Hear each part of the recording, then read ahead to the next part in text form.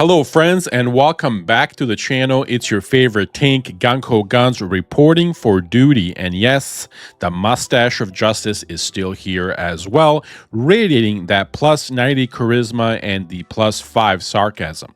Now today we got two very important missions. Both of them are more important than sandstorms and sandworms in your backyard. So again, pay attention.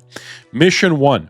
I'm giving away 2 free copies of Dune Awakening on behalf of myself and our MANDO community. Again, 100% for free. No credit card traps, no cursed monkey paw deals, just free games. We will provide all the codes during this week to everybody that has won. And mission 2, I am going to dive deep into the base building for Dune Awakening and why I'm so excited about it. As an avid base building fan, I'll show you some of the houses that I've built, and I cannot wait for this one. So grab a drink and let's do this.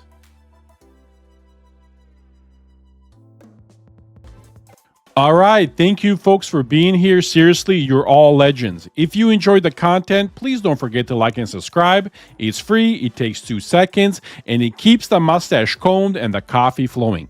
Also, if you're looking for a crew to ride the dunes with in Dune Awakening, why not join the MANDO community? We're building a good team of good people who actually enjoy playing the game. Whether you're into PvE stuff like dungeons or riding a sandstorm, or if you're a PvP king or a Kung Fu maniac, we got a place for you. Link is in the description. Come hang out with us or ride solo, get eaten by a worm. Your call. All right, so before we jump into the base building glory, let's talk about the free games in this context because yes, basically we're all Oprah here with mustaches. We are giving away the free 2 copies of Dune Awakening, and don't worry if you miss this one out. I'll be running another giveaway next weekend for 2 free more copies because honestly, guys, there's a lot of people that need help.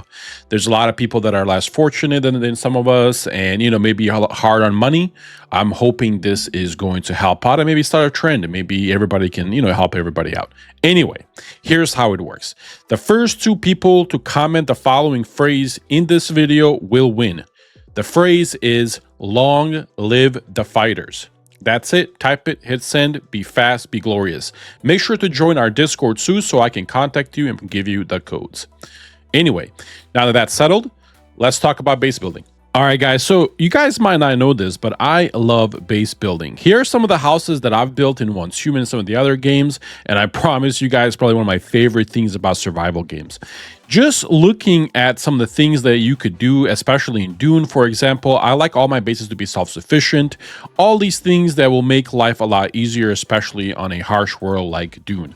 And as I am looking over at all the different pieces that of, you know, the foundations, and as you see the, you know, the inclines and the specials, it looks like they have copied and did a lot of the same building structures, as well as added a bunch of different stuff, you know, with the tilted, you know, ceilings and things like that. Honestly, guys, I think we'll be able to make some crazy things. Here are some of the things that I saw that people made that were just ridiculously crazy that I'm like, wow, how did you make that?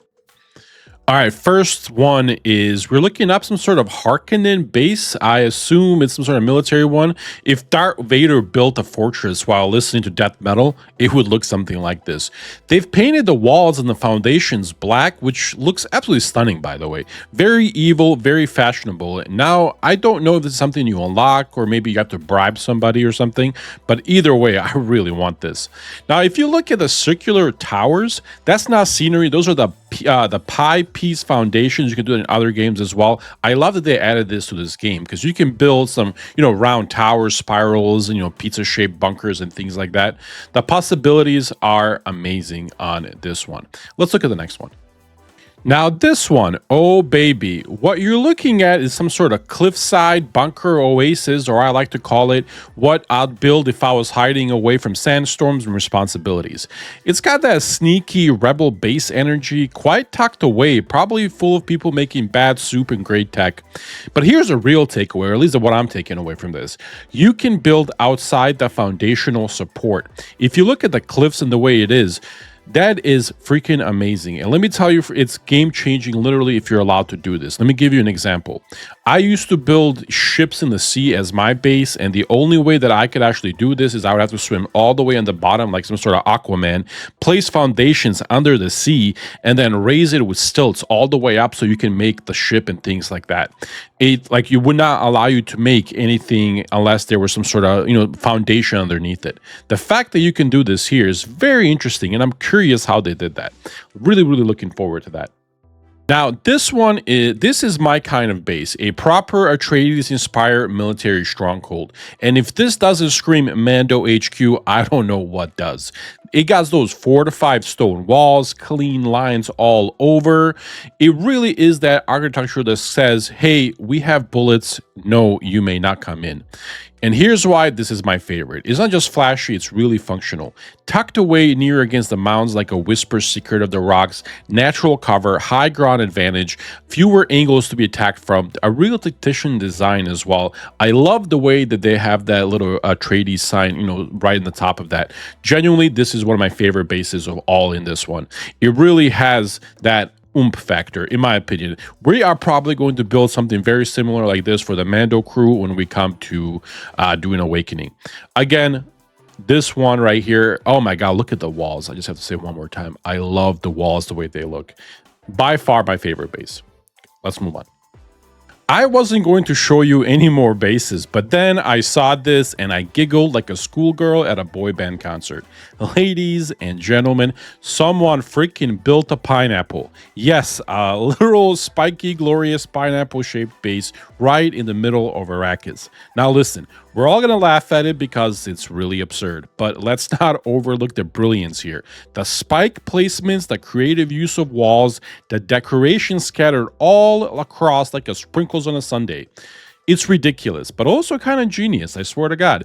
To the mad genius or geniuses who built this, madam, sir, take a bow. You're a goofball, and I respect that deeply.